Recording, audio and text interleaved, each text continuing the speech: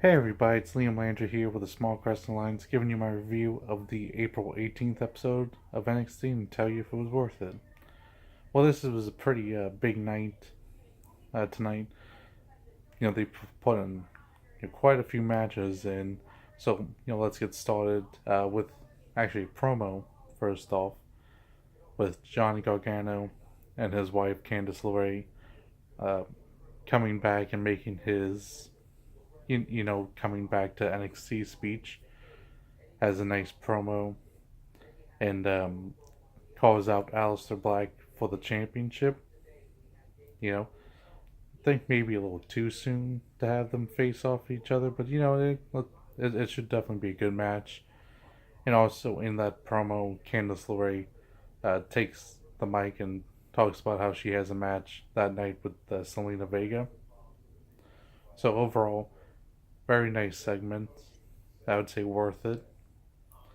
After that, we get into our first match of the night, and it's the debut singles match of Ricochet versus Fabian Eichner, and this was a very good match. I thought, you Ricochet starting out, I thought they may have just, had a squash match for him, but they didn't. They had Fabian Eichner in there, who is basically kind of like I mean, he's really a jobber. I think ever since I've been doing this, he's lost every time he's been on, TV.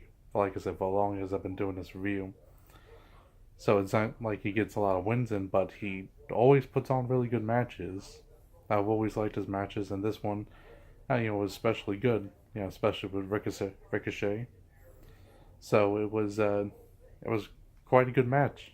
Fabian Eichner did get some stuff in, but overall Ricochet, came off on top and looked really, really great. So I would definitely say worth it. Really good matchup. After that, we had a promo from Ricochet, also nice. So great, I guess, week to week debut for NXT.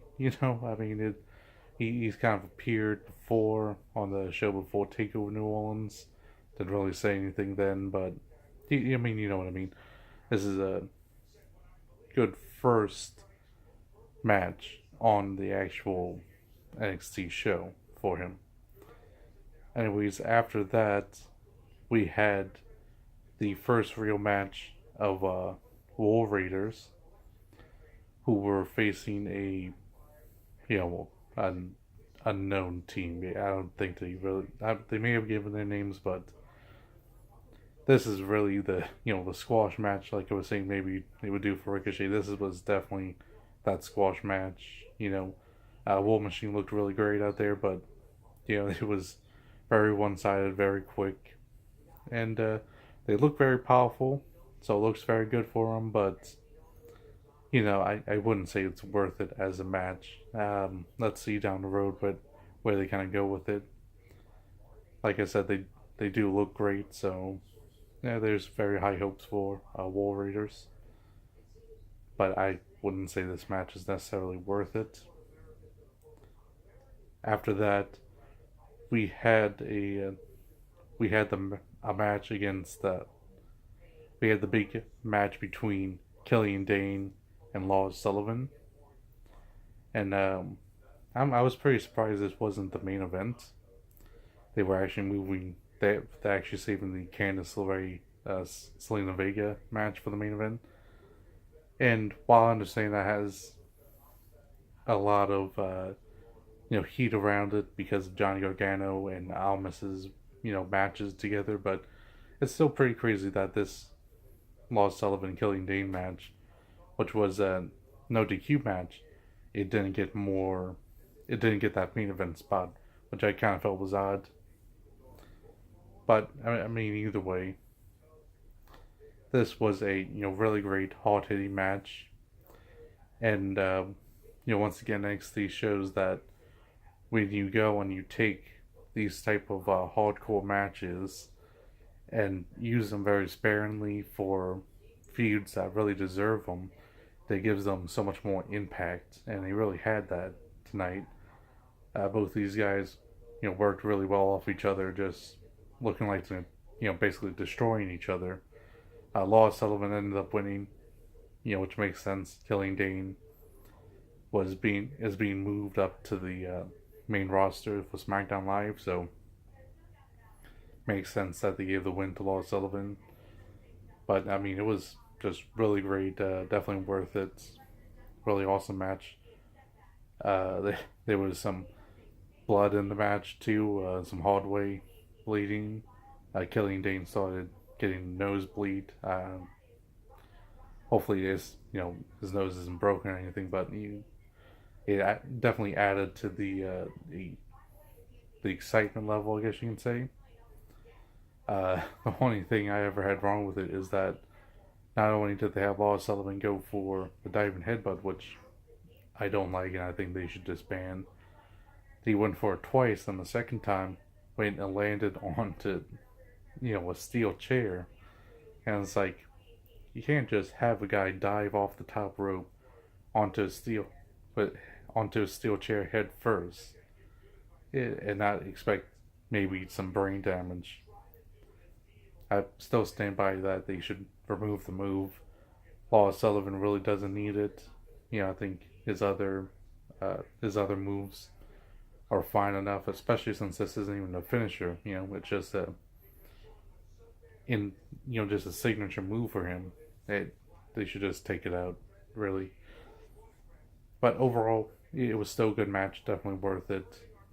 Definitely a nice fitting end for this rivalry that they've been building up over the last few weeks. And then finally, we get to our main event, which is Candice LeRae versus Zelina Vega, and this is their first in-ring debut on the NXT. And for their debut, and I mean technically it's not. It's Candice LeRae was in the Mae Young Classic, so it's not the first time we've seen her on the network. But it's the first time we've seen her on NXT, and the first time we saw Zelina on NXT, and it was a very good showing. They had some really great back and forth in there, and they worked really well off each other. Some great counters and some great moves in there. Then we had interference from Almas, and Johnny Gargano comes in and takes out Almas for him. Much like how Candice took out Zelina in their takeover match against each other. Johnny and Almas's takeover match. So that was a good callback from there. It was very fun, and that was really the thing. It was just fun, exciting, and it's a good way to get the energy, behind Gargano and Candice, and really basically get their energy back from the losses from Almas and Zelina. So once again, Almas is moving up, and so is Zelina. So it's kind of a good way to end that feud. Allow them to move on. It ended with Candice winning with the Gargano escape maneuver, forcing Zelina to tap out. And while that was happening, Johnny also put Almas in the Gargano escape. So we had a double there, which was a great fun ending, and everyone was getting super into it. So it was a nice, fun way to end the evening, and it was definitely worth it. So overall, besides the War Machine,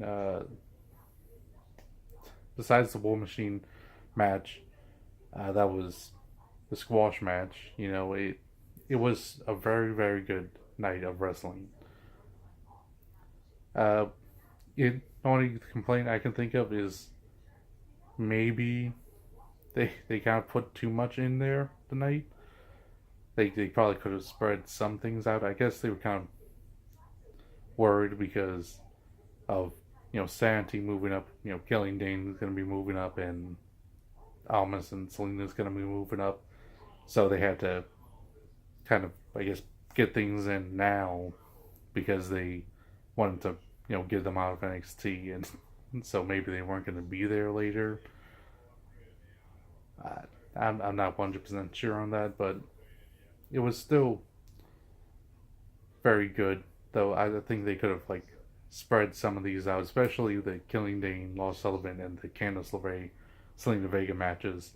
They probably could have had these in these next 2 weeks. You know, maybe the Candice night and then Lars Sullivan next week and all, just so that they can have more time to them. But they were still really good matches, and I think a really good night overall.